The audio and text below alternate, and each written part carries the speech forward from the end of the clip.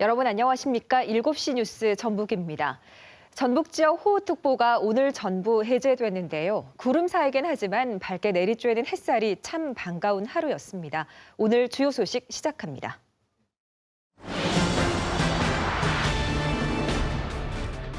기록적인 폭우로 큰 피해를 본 침수 지역 주민들이 원인 분석을 요구하고 나섰습니다. 지자체는 섬진강댐 방류량을 갑자기 늘린 탓이라며 예고했습니다. 민주당 남원 임실순차장 직무대행에 현직 시장이 임명돼 논란입니다. 섹션 뉴스는 공천권을 둘러싼 우려 등을 심층 분석합니다. KBS 전주방송총국이 광복 75주년을 맞아 독립운동의 불씨가 된 민혁명을 재조명하는 연속 보도를 마련했습니다. 봉준 장군을 대장으로 추대하며 혁명의 시작을 알린 백산대회의 코로나19와 경기 침체 등으로 전통시장 위기를 겪고 있습니다. 오늘 현장 K에서는 청년몰 위기의 원인을 찾아봅니다. 기록적인 집중호우로 남원과 임실, 순창 등 섬진강 유역 침수 지역 주민들은 있는데요. 한인을 밝혀달라고 요구하고 있습니다. 해당 지자체들은 섬진강댐이 방류량을 갑작스럽게 늘린 게 원인이라며 집단 행동을 예고했습니다. 서윤덕 기자입니다.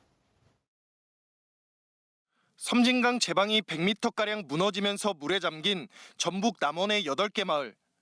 주민 대부분이 살림살이 하나 건지지 못하고 몸만 빠져나올 만큼 피해는 막대했습니다.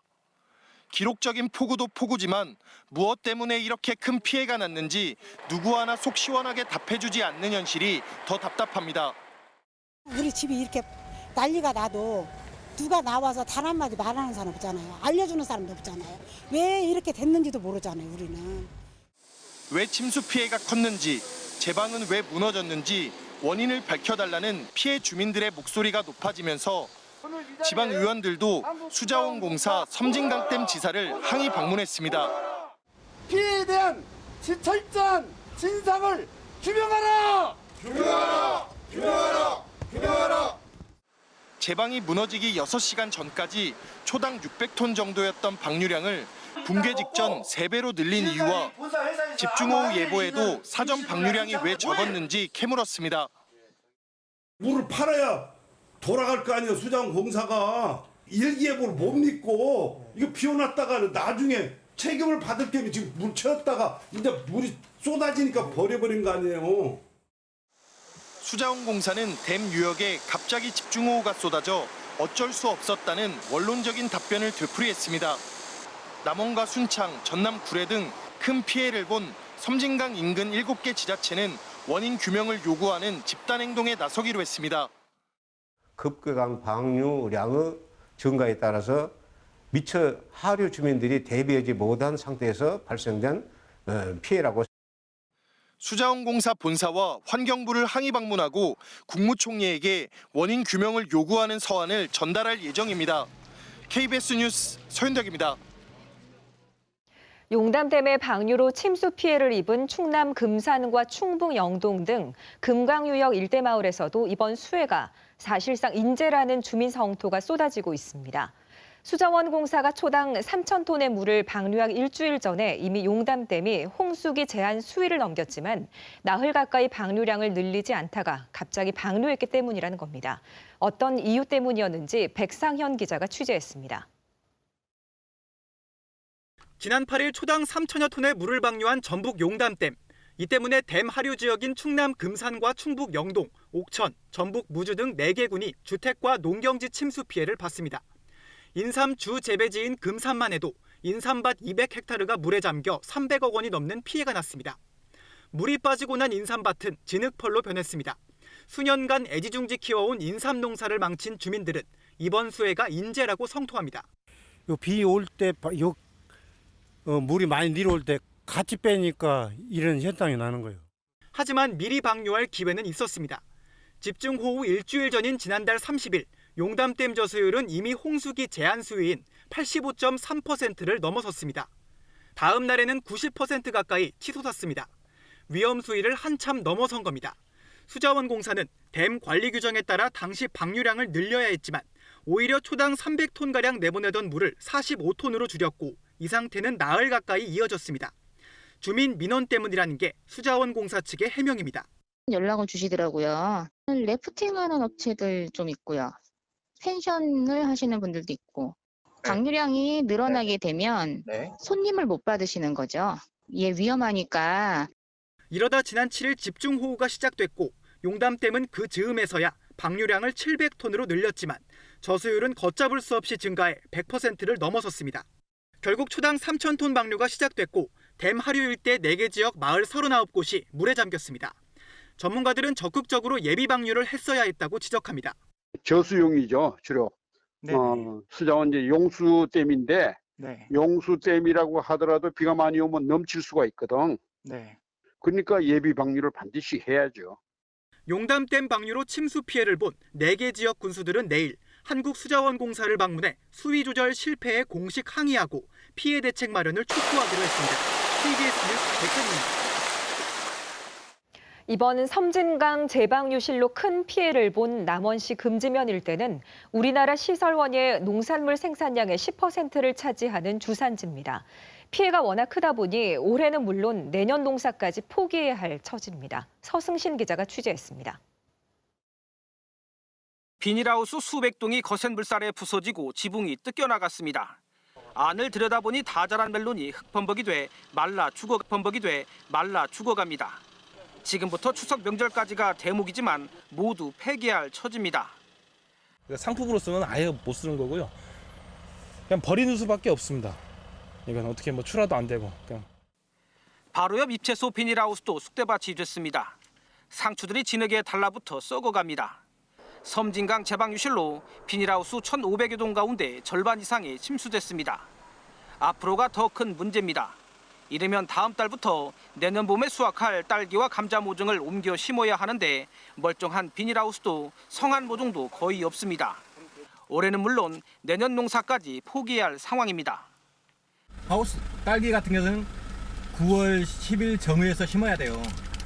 근데 정리 자체가 안 되죠. 하우스에 그 감자 농사 보고 1년 사는데 애들 미고 학교 갈 줄. 이제 막막해 지금. 농민들은 정부에 특별 재난 지역 선포를 요구하고 있습니다. 재난 지역으로 선포를 해주시면 우리 농민들이 다소나마 활기를 찾고 힘을 얻어서 이러다가 생계 수단인 농업의 기반이 무너지는 건 아닌지 농민들의 우려가 커지고 있습니다. KBS 뉴스 서승시입니다. 이번 집중호우로 전북에서 모두 1,200여 건의 피해가 접수됐습니다. 전라북도 재난안전대책본부가 집중호우 피해를 집계한 결과 장수 산사태 등으로 3명이 숨졌고 마을 곳곳이 침수돼 이재민 900여 명이 발생했습니다. 주택과 도로 파손, 농경지 침수 등 피해는 어제보다 200건 가까이 늘었습니다. 농촌진흥청 직원 200여 명이 집중호우로 큰 피해를 본 순창군 금과면 일대를 찾아 수해복구를 도왔습니다. 이들은 폭우가 휩쓸고 간 집안을 정리하고 마을 진입로도 청소하며 주민들을 위로했습니다. 농진청 긴급 현장기술지원반은 집중호우에 따른 농작물 생육을 살피고 병해충 방제와 시설하우스 환경관리 등을 점검한 뒤에 기술 지원에 나섭니다.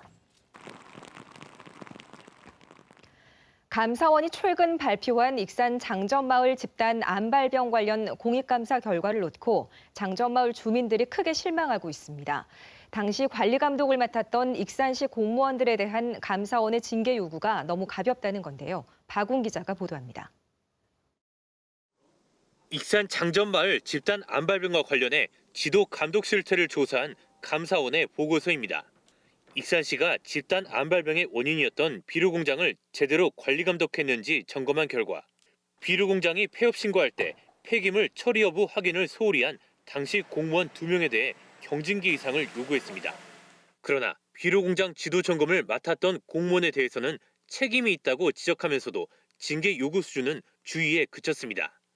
주의 처분은 공무원의 봉급을 깎거나 승진에 불이익을 주는 감봉, 견책 처분 등 경징계에도 해당하지 않습니다.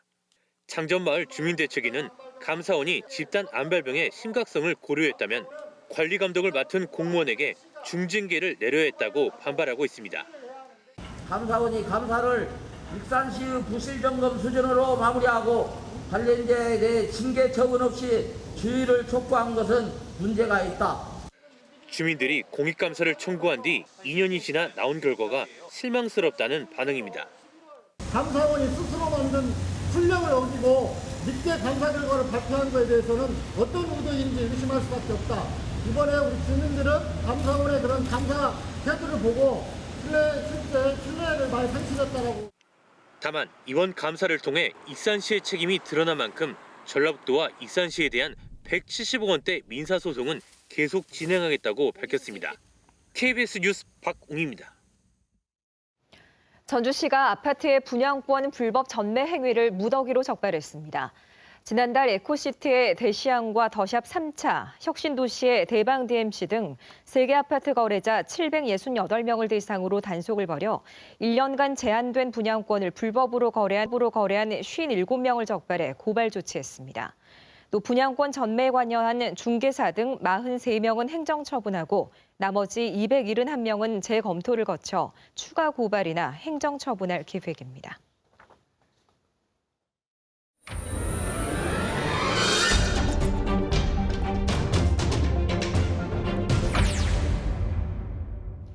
우여곡절 끝에 어제 더불어민주당 전북도당위원장이 선출됐습니다. 이에 앞서 남원 임실 순창 지역위원장 직무대행에 이환주 남원시장 임명됐는데요. 현직 시장이 지방의원 공천권을 가진 지역위원장 직무대행을 맡아 지방의회의 기능이 위축되지 않을까 우려를 낳고 있습니다. 이수진 기자가 취재했습니다. 더불어민주당은 지난달 남원 임실 순창 지역위원장 직무대행에 이환주 남원시장을 임명했습니다. 현역 단체장이 지역위원장을 맡게 된 건 전북에선 처음입니다. 민주당은 지역위원장 공모에 이강래, 박희승 두 후보가 신청했지만 갈등이 심해 당세가 높지 않은 지역의 경우 단체장이 직무를 대행한다는 당원 당규에 따라 결정한 것이라고 밝혔습니다. 단체장을 임명하는 이유는 어찌됐든 간에 그 지역 사회를 가장 잘 알고 있고 하기 때문에 그분들로 하여금 양쪽 세력 간의 그런 균형자 역할을 할 수 있도록 좀 배려하는 측면이 있습니다. 지역위원장은 지역 대의원을 임명하고 지방의원 공천에 막강한 영향력을 행사하는 자리로 주로 현역 국회의원이 맡아왔습니다. 하지만 지역위원장을 단체장이 대행하면서 집행부를 견제할 지방의회가 제 역할을 할 수 있을지 우려가 나오고 있습니다. 지역위원장이 다음 지방선거까지 만약에 이대로 간다고 하면은 공천권에 관련된 부분을 다 거기서 다 행사를 하기 때문에 눈치를 다 보죠. 3선인 이환주 시장은 남은 임기 2년을 끝으로 차기 총선의 유력 후보이기도 합니다. 이 시장은 우려하는 부분을 충분히 공감하고 있다면서 시정에 소홀함이 없도록 더 노력하겠다고 말했습니다. 지역위원장 직무대행 자리가 다음에 이제 지방선거 또 대선에 맞춰서 해야 할 역할이 있기 때문에 다소의 일부 우려가 있을 수 있다는 점도 잘 알고 있지만은 제 직책에 맞는 그런 사고로 그런 올바른 길을 가야 된다.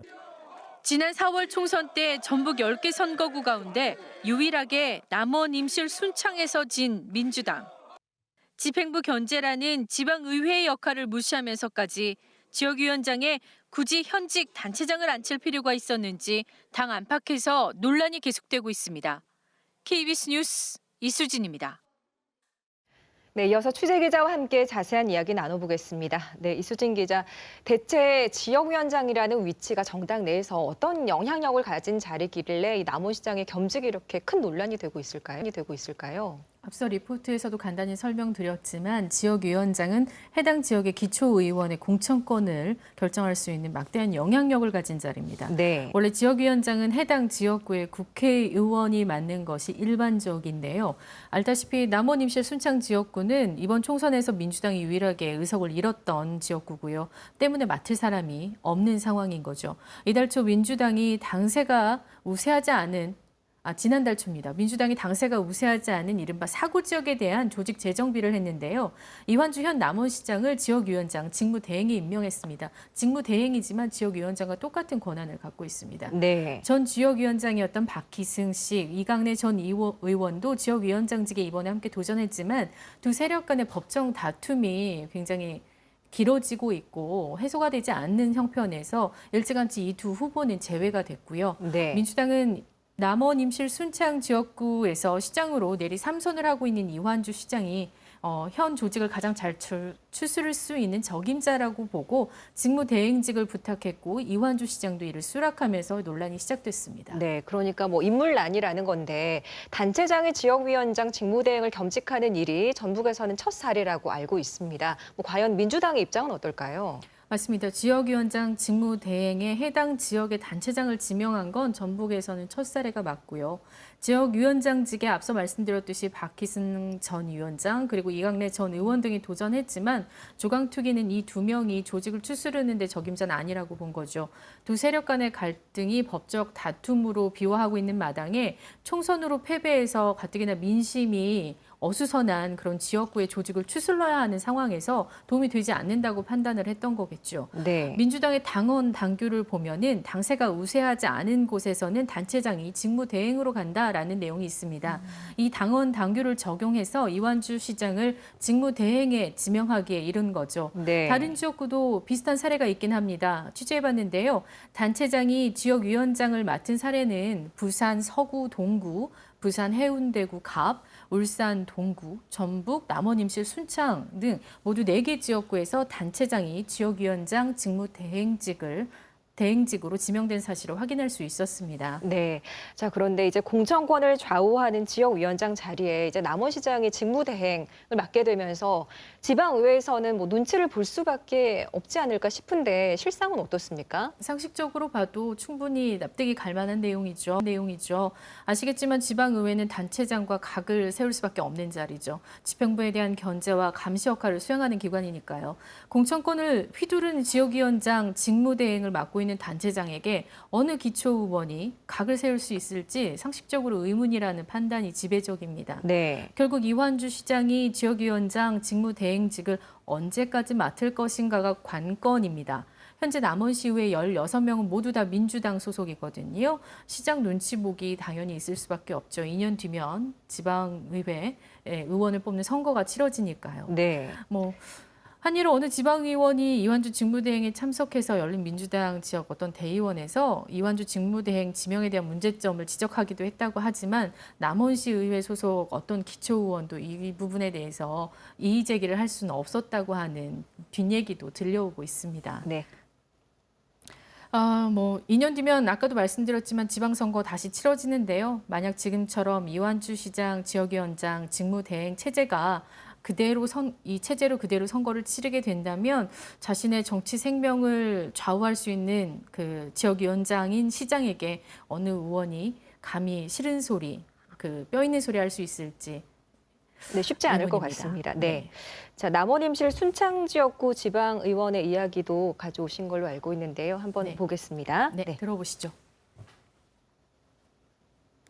만약 이 체제로 간다면 완전 입에 재갈이 물려놓는 거죠. 8월 전당대회가 끝나면 새로운 지역위원장이 임명이 될지는 모르겠지만 지방의원이라면 누구나 그 부분 한 번쯤 고민을 해볼 대목이지, 만약에 그런 관계에 있어서 그런 고민을 안 하는 의원은 생각이 없는 거죠.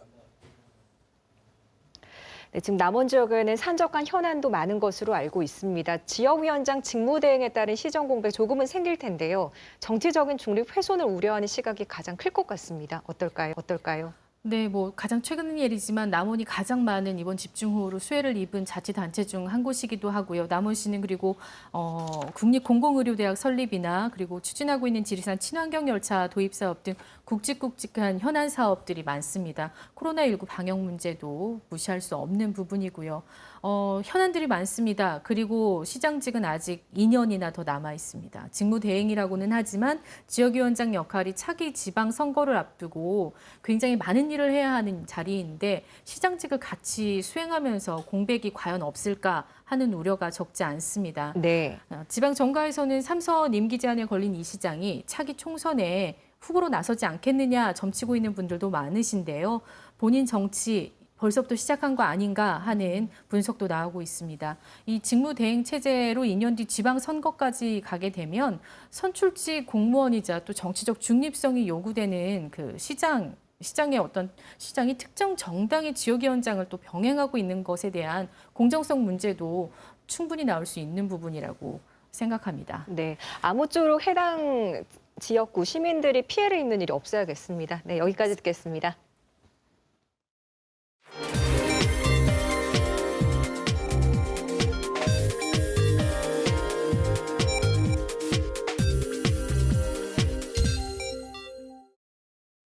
KBS 전주방송총국은 75주년 광복절을 맞아 외세한거하며 독립운동의 불씨가 된 동학농민혁명을 재조명하는 연속보도 마련했습니다.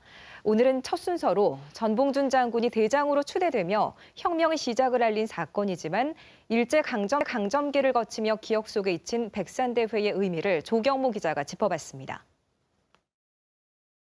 동진강 줄기가 드넓은 호남 평야를 휘돌아 서해로 흘러가는 길목. 그 가운데 홀로 솟아있는 나지막한 산이 눈에 들어옵니다. 126년 전 음력 3월 동학농민혁명의 본격적인 시작을 알린 백산대회가 열렸던 현장. 백산대회를 통해 중앙지휘소가 설치되고 혁명에 나선 민중들은 오합지졸이 아닌 4대 강령과 12개 군율을 갖춘 혁명군으로 거듭났습니다. 혁명군으로서 지켜야 될 군율, 12개조 군율이 선포됐던 곳입니다. 그리고 가장 중요한 것 중에 하나가 전봉준을 대장으로 하는 지휘부가 바로 이 백산대회를 통해서 결성이 됐다는 것. 19세기 후반 부안의 기행현이라는 선비가 45년 동안 일상을 기록한 홍제일기. 그동안 자료가 부족해 실체마저 부정됐던 백산대회를 입증한 중요한 사료가 됐습니다. 일기에는 백산대회 이전의 동학농민군을 동학인으로 기술하고 있는데 백산대회 이후에는 동학군이라고 기록하고 있습니다. 그리고 그 사람들이 언제 집결했느냐 이것은 사실은 좀 부족했었거든요, 자료가. 그런데 여기에서 26일 날 이제 그 수많은 사람들이 모였었다가 흩어졌다라고 하는 것을 증언한 거죠. 경문을 통해 안으로는 탐관오리를, 밖으로는 외세를 몰아내겠다고 선언한 백산대회. 하지만 일제는 동학농민혁명을 고부밀란으로 왜곡 축소하고 급기야 1914년 고부군에 속했던 백산면을 부안군으로 편입시켰습니다. 고창군으로, 부안군으로, 정읍시로 이게 이제 일제가 동학농민혁명의 어떤 발상지였던 고부를 사상적 문화적으로 이제 해체해버린 행정구역 개편이라는 미명하에 그게 이제 대표적인 하나의 그 사례라고 이렇게. 동학농민혁명의 시작이 된 백산대회. 역사 속 의미가 큰 만큼 체계적인 학술 연구와 유적 정비로 위상을 다져야 합니다. KBS 뉴스 조경모입니다.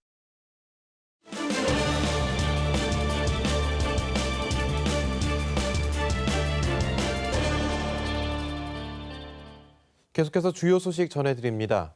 수도권 일부 교회를 중심으로 코로나19 집단 감염이 확산하면서 오늘 신규 확진자 수는 30명대를 기록했습니다.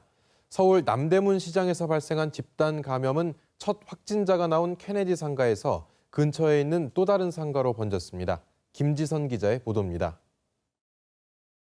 코로나19 신규 확진자 수가 하루 사이 34명 늘었습니다. 국내 발생이 23명으로 해외 유입 11명보다 배 이상 많습니다. 국내 발생은 경기 고양시 교회 2곳의 집단 감염이 남대문 시장 등으로 번지고 김포시의 또 다른 교회에서도 감염자가 나오면서 다시 증가세로 돌아섰습니다. 지역별로 보면 부산이 9명으로 가장 많고 경기 7명, 서울 6명 등 수도권이 13명을 기록했습니다. 서울 남대문 시장에서 발생한 집단 감염은 첫 확진자가 나온 케네디 상가에서 근처에 있는 중앙상가로 번졌습니다. 고양시 반석교회 관련 확진자를 통해 남대문 시장 케네디 상가 상인 7명이 확진된 데 이어 또 다른 상가 상인이 추가 확진되면서 관련 확진자는 모두 9명으로 늘었습니다. 방역당국은 상인과 방문자 총 215명의 검체를 채취해 검사한 결과 205명이 음성 판정을 받았고 나머지는 검사 결과를 기다리고 있습니다. 서울시 즉각대응반과 중구보건소는 역학조사와 접촉자 조사를 진행 중이며 추가 확진자가 나온 중앙상가는 임시 폐쇄 조치했습니다. 방역당국은 앞으로도 교회 소모임을 통한 확진자가 계속 발생할 경우 해당 지역에 대한 방역 조치를 강화하는 방안도 논의하겠다고 밝혔습니다. 정부는 의대 정원 증원 문제와 관련해 의료계와 대화 노력을 계속하고 있다면서 동네 병원들이 예고한 대로 14일에 집단 휴진을 하게 되더라도 진료에 차질이 없도록 준비를 하고 있다고 밝혔습니다. KBS 뉴스 김지선입니다. 부산에서 코로나19 확진자가 한꺼번에 9명 발생했습니다. 지역사회 확진자의 접촉자가 5명, 집단 감염이 발생한 어선의 인도네시아 선원이 4명입니다. 감염 경로가 모호한 지역 감염 확산에 비상이 걸렸습니다. 노준철 기자입니다. 부산시 보건당국은 510명을 진단 검사한 결과 9명이 확진 판정을 받았다고 밝혔습니다. 추가 확진자 가운데 5명은 어제 양성 판정을 받은 부산 사하구 거주 50대 확진자의 지인들로 모두 60, 70대 여성입니다. 부산시는 감염 시기와 장소 등을 파악하기 위해 추가 확진자들을 상대로 역학조사를 진행 중입니다. 사하구 거주 50대 확진자는 지난 3일 첫 의심 증상이 나타난 뒤 음식점 2곳을 방문하는 등 6일 동안 격리 없이 일상생활을 한 것으로 알려졌습니다. 또 지난 1일부터 4일까지 서울에 다녀왔다는 것만 확인됐을 뿐 감염 경로가 여전히 밝혀지질 않고 있습니다. 한국인 선장 등 4명이 확진된 영진 6075에서도 추가 확진자가 나왔습니다. 오늘 추가된 확진자는 모두 인도네시아 선원 4명입니다. 이들은 1차 진단검사에서 음성 판정을 받고 선내에 격리돼 있다가 재검사를 통해 양성 판정을 받았습니다. 부산시 보건당국은 인도네시아 선원 확진자들이 출항을 준비하는 과정에서 한국인 선장 확진자와 접촉해 감염된 것으로 보고 있습니다. 이로써 영진 6075 관련 확진자는 모두 8명으로 늘었습니다. 부산에서는 러시아 선원발 감염 외에 감염 경로가 모호한 지역 감염이 확산되면서 긴장감이 커지고 있습니다. KBS 뉴스 노준철입니다. 군산 미 공군 소속 장병 2명이 코로나19 확진 판정을 받았습니다. 미군 2명은 지난 8일과 9일 군산 부대에 들어와 양성 판정을 받았으며 현재 경기 오산 미 공군 병원에서 치료를 받고 있습니다. 전라북도 보건당국은 이동 과정에서 군 전용 버스를 이용해 접촉자는 없다고 밝혔습니다.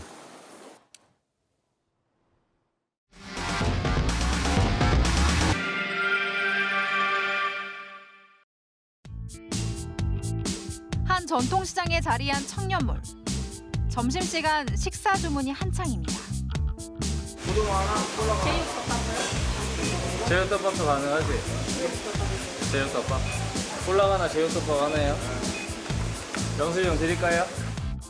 지난해 말 문을 연 청년몰에 젊은 손님이 몰리면서 전통시장에도 모처럼 활기가 띱니다. 생각보다 조금 젊은 분위기가 나서 좋아요. 좀 활기 있는 분위기. 신세대를 겨냥한 인기 간식과 표전 요리, 지역 특산물까지 메뉴도 다양합니다. 올 때마다 맨날 다양한 걸 먹을 수가 있어요. 가격도 좀 저렴한 편이고. 지난 시장에서 맛볼 수 없는 독특한 맛이 있어요. 근데 그때는 젊은 우리 청년들을 지나가서 자리 잡게끔 만드는 취지도 있고 맛은 색다르고 좋은 것 같습니다. 이 같은 청년몰은 사회 초년생이 적은 비용으로 창업 기회를 잡을 수 있습니다. 이곳 고원시장 내 중앙광장에 자리 잡은 청년몰에는 적게는 20대 초반부터 많게는 30대 후반의 청년 상인들이 운영하는 10개의 점포가 입점해 있습니다. 남들이 시작할 수 없는 나이에 사업을 시작하게 되니까 어떻게 구해오고 어떻게 판매를 하게 되는 방법이나 그런 거를 배우게 되니까 아무래도 2년 동안 지원이 되다 보니까 임대료가 그래서 그런 점도 부담이 없어서 좋은 것 같아요. 하지만 개업 초기에 비해 매출이 줄어드는 곳이 상당수. 오픈파이라는 거 있잖아요. 거기 오픈파이 머리 한 장이라고 잡았을 때 그게 빠지고 나서부터는 정말 실력으로 매출이 나와요. 자본력이 없는 청년들이 자리를 잡기까지는 쉽지 않습니다. 사회에 상상하고 상대도 많고 그러니까 막 이렇게 문 닫을 이유가 다 있겠는데 못 보는 상황에서 맨날 문 열고 전기세, 수도세는 내는 거 마찬가지인데 지난주에 한 5일 열었었는데 한 3일 동안 손님이 없거든요. 한 명도 안 올 때도 있어요? 네, 한 명도 안 올 때가 많고. 대한민국에서 처음으로 문을 연 전주 남부시장 청년몰. 지난 2011년 문을 연 이후 젊은 층과 관광객들의 인기를 모으며 한때 부흥기를 누렸던 이곳이지만 지금은 제가 이동하는 곳곳에서 빈 점포들을 쉽게 찾아볼 수 있게 됐습니다. 이곳 청년몰의 전체 가게는 모두 33곳. 지금은 25곳만 영업합니다. 초창기 평일에도 문전성시를 이루던 국내 1호 청년몰의 명성은 이미 퇴색했습니다. 사진으로 봤을 때는 빨리 샀는데 뭔가 많이 좀 죽어있는 느낌? 일단 가게들이 너무 비어있고 좀 휑하고 사진 찍고 싶어서 왔는데 사진 찍을 것도 없고 생각이 앞에서 좀 찍기도 뭐하고. 코로나19 여파로 인근 한옥마을 관광객마저 끊기면서 더욱 막막합니다. 코로나 때문에 이렇게 안 되는 건지 여기 문제가 있어서 안 되는 건지. 이렇게 한꺼번에 상인들이 많이 비게 된 게 거의 처음이거든요. 저도 이제 여기 들어온 지 3년 반 정도 됐었는데 4년 전 20개 가게가 문을 연 또 다른 청년몰. 초기부터 영업이 신통치 않자 아예 전체적으로 폐업을 한 뒤 다시 가게를 모집하고 있습니다. 실컷 손님들이 찾아서 보내주면 올라가자고 그래서 그냥 내려고. 손님이 없잖아. 지난 2016년부터 정부 지원으로 전국적으로 조성된 청년몰은 모두 27곳. 가게는 480여 개입니다. 전라북도의 경우 청년몰 6곳에서 가게 90여 개가 문을 열었습니다. 하지만 전국적으로 휴폐업 상태인 청년몰 가게는 절반에 이르고 전북에서도 3분의 1가량이 가게 문을 내렸습니다. 실적 내기식으로 뭔가 생색내기식으로만 보이는 것 그 이상 그 이하가 아닌 것으로 그냥 손 털고 나와 버리는 방식이 제일 큰 문제고. 정부 차원에서 여기가 전주 남부시장 청년몰이 1호인 만큼 좀 더 관심과 또 전문적으로 케어해줄 수 있는 어떤 시스템이 더 마련이 된다면 전통시장별 특성에 맞는 청년몰의 입지 조건과 소비자 수요 분석 등 시장 조사가 미흡했다는 목소리가 큽니다. 시장이기 때문에 굉장히 그런 어떤 정보 수집하기가 굉장히 용이하거든요. 유동 인구도 많고 그런 빅데이터 분석에 의한 각각의 요인에 대한 가중치를 저희가 구할 필요가 있다고 생각을 합니다. 코로나19 시대 비대면 세태에 걸맞는 새 업종과 상품 개발도 과제입니다. 음식점이나 이런 카페나 이런 것도 좋지만 앞으로는 그 이외에 추가로 어떤 IT라든지 또는 첨단 제조업 관련된 스마트폰 액세서리라든지 이런 쪽 발상의 전환이 좀 필요하다고 할까 그런 생각이 좀 듭니다. 전통시장 활성화와 청년 일자리 창출, 두 마리 토끼를 노린 전통시장 청년몰.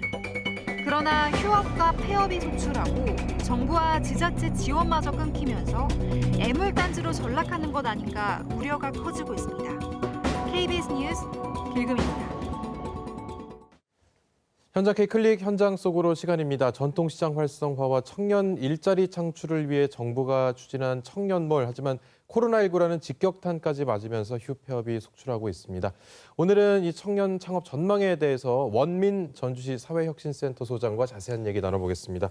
소장님 어서 오십시오. 네, 안녕하세요. 예, 저희가 앞서 리포트에서 좀 이게 심각성을 좀 살펴봤는데요. 네네. 실제로 단기성 지원 제도 때문에 이 청년들이 사업을 하는데 또 청년몰이 좀 어려움을 겪고 있는 거 아니냐 이런 얘기 있는데 실제로 어떤 제도나 좀 지원이 좀 필요하다고 보십니까? 네, 실제로 단기성 제도 때문에 사실은 사업에 대한 특성상 많은 시간이 좀 필요하고 그 역량을 쌓을 만한 스케일업에 대한 시간이 필요한데 이 시간에 대해서 기다려주지 않는 단기적으로 성과를 빨리 내야 되는 좀 리스크 때문에 청년들이 오히려 제도에 대해서 위축되고 있지 않나라는 생각이 들고 있습니다. 예. 그럼 이제 창업을 시도하는 청년들을 좀 독려를 하는 사회적 분위기가 있었지만 실제로 또 우려하는 시선도 있어요. 네, 네. 예. 어떻게 해야 될까요? 실패하는 사례가 또 적지 않거든요. 네, 네. 예.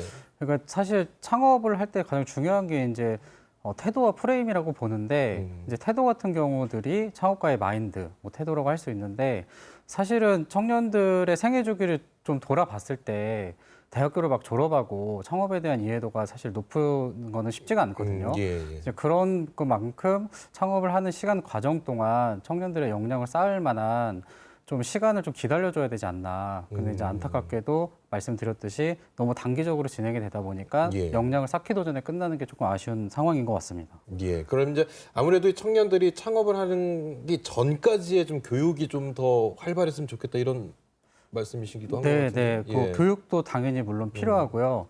그리고 이런 청년들이 사회에 나와서 창업을 할 때 사실은 리스크에 대한 위험을 좀 공유할 수 있는 사회적 시스템이나 분위기가 좀 필요하다고 생각이 듭니다. 예. 지금 뭐 사업을 하다가 잘 안 됐을 경우나 좌절했을 때는 리스크가 예. 온전히 개인의 책임으로 가야 되는 사회적 분위기에 대해서 되게 압박이 심하고 예. 그런 과정에서 계속 청년들이 위축되고 있지 않나 생각이 들고 있습니다. 예. 아무래도 한번 사업에 실패를 하게 되면 그 다음 단계로 나아가기가 너무나 힘든 네, 사회이기 네, 때문에 맞습니다. 그러면 이제 아무래도 그래도 다양한 이 관계 기관에서 청년몰이라든지 청년 창업에 대해서 도움을 주고는 있는 것으로 네, 알고 네, 있습니다. 맞습니다. 네. 이런 정책들에 대해서 청년들은 실제로 창업 준비하시는 분들은 어떤 마음을 좀 갖고 계시는지도 궁금해요. 네, 실제로 예, 예. 다양한 많은 정책 사업들이 진행이 되면서 청년들이 그래도 몇 년 전보다는 최초 시도를 하는데 진입 장벽이 많이 낮아졌지만 사실은 그럼에도 불구하고 창업이라는 특성상 이런 과정에 대한 스케일업 과정에 대한 역량의 담보가 되지 않으면은 계속해서 이어나가기가 쉽지가 않기 때문에 예. 어려운 상황이긴 하지만 뭐 예를 들어서 저희 센터 같은 경우에서도 뭐 창업은 아니지만 창업같이 꿈꿀 수 있는 이런 커뮤니티 지원 사업을 100팀 정도 선정을 하면은 예. 270팀이 넘는 친구들이 신청을 하거든요. 예. 그만큼 반응이나 호응은 뜨거운데도 불구하고 아직 그 과정에 대한 성과에 대한 압박이 조금 아쉬운 상황입니다. 예, 알겠습니다. 오늘 말씀 여기까지만 들어야 될 것 네, 같습니다. 네, 네. 함께해 주셔서 고맙습니다. 네, 감사합니다.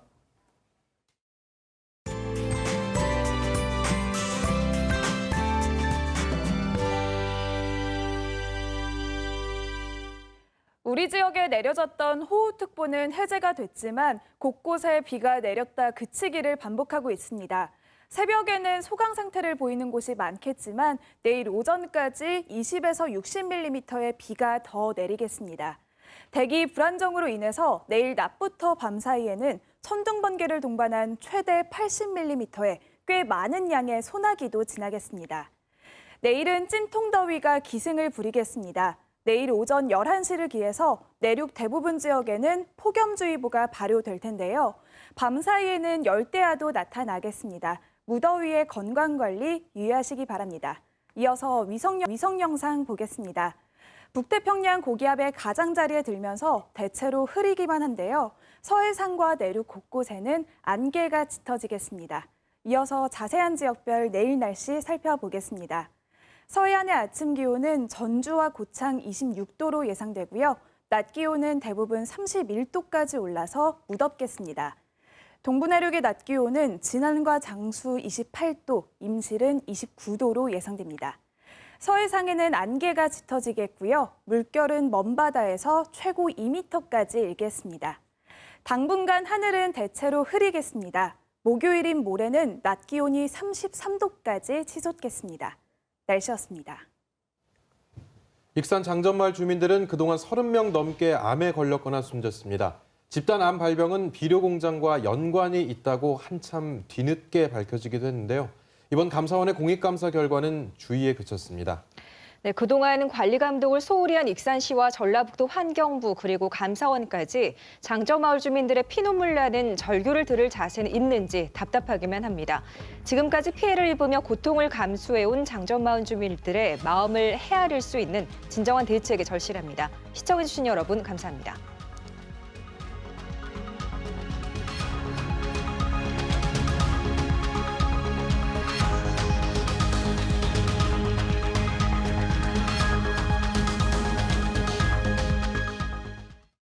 주민이 없도록 이웃의 위험 상황을 알려야 합니다. 산사태 경보 발령 시에는 산림 주변 야외 활동을